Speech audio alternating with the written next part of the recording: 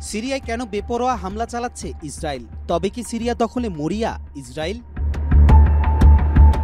সম্প্রতি সিরিয়ার ওপর ইসরায়েলের বেপরোয়া হামলার কারণে আন্তর্জাতিক অঙ্গনে ব্যাপক উদ্বেগ তৈরি হয়েছে। বিশেষ করে দামেস্কে একাধিক সামরিক স্থাপনায় ব্যাপক বোমাবর্ষণ ও ক্ষেপণাস্ত্র হামলার পর পরিস্থিতি আরও জটিল হয়ে উঠেছে। আন্তর্জাতিক সম্প্রদায় ইসরায়েলের এই হামলাকে আন্তর্জাতিক আইনের লঙ্ঘন হিসেবে চিহ্নিত করেছে এবং এর বিরুদ্ধে তীব্র প্রতিক্রিয়া ব্যক্ত করেছে।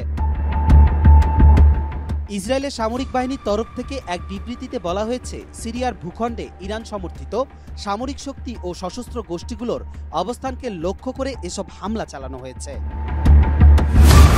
দামেস্কের পক্ষ থেকে বলা হয়েছে, ইসরায়েলের এই হামলা সিরিয়ার সার্বভৌমত্ব ও আঞ্চলিক স্থিতিশীলতার প্রতি চরম হুমকি। সিরিয়ার কর্মকর্তারা জানিয়ে দিয়েছেন, ইসরায়েলের হামলার ফলে অসংখ্য বেসামরিক নাগরিক হতাহত হয়েছে এবং অনেক গুরুত্বপূর্ণ অবকাঠামো ধ্বংস হয়েছে। এদিকে আন্তর্জাতিক সম্প্রদায়ও বিষয়টি নিয়ে উদ্বেগ প্রকাশ করেছে।